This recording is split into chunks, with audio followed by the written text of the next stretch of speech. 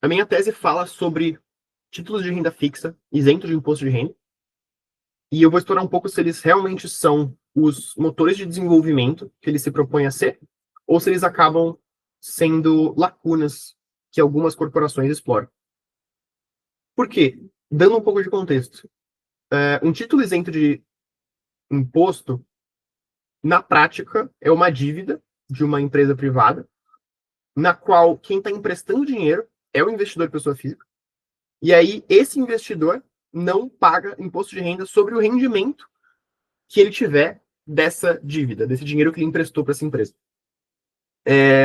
O governo usa esse mecanismo para canalizar capital privado dentro de alguns setores estratégicos, como infraestrutura, por exemplo, sem precisar gastar dinheiro público. O problema disso é que, desde que esses instrumentos foram criados, alguns deles ficaram muito abertos à interpretação, e muitas empresas que não são dos setores, desses setores selecionados, acabaram conseguindo emitir também esses títulos.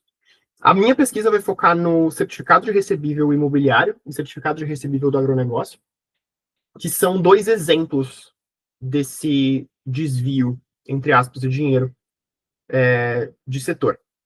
Porque o próprio governo reconheceu isso. Em 2024, a CNN, em fevereiro mais especificamente, eles lançaram uma resolução que restringia o uso desses títulos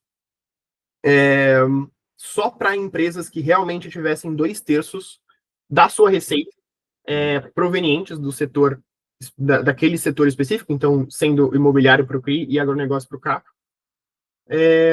e algumas outras restrições, como eles proibiram 100% instituições financeiras, que é algo que eu mostro na tese, que eram os maiores emissores de CRI e CRA. Só que, na minha visão, talvez não tenha sido suficiente. Então, o meu objetivo aqui, com essa tese, é quantificar a porcentagem de emissões de CRI e CRA que estão alinhadas ou desalinhadas com a política pública antes e depois da resolução de fevereiro de 2024. Muitos autores falam sobre esse desvio de recurso, mas nenhum deles se propõe a quantificar essa porcentagem que eu me propus nessa pesquisa. Então, essa seria a lacuna na literatura que eu gostaria de preencher. O meu método foi pegar 1.000 tickers, então 1.000 emissões de CRIs e CRAs, de 2023 e 2024, 2023 sendo antes da resolução e 2024 depois, já que a resolução entrou em vigor em fevereiro. Eu usei a base de dados da Ambima e a base de dados das companhias securitizadoras, que são as companhias que emitem esses CRIs e CRAs.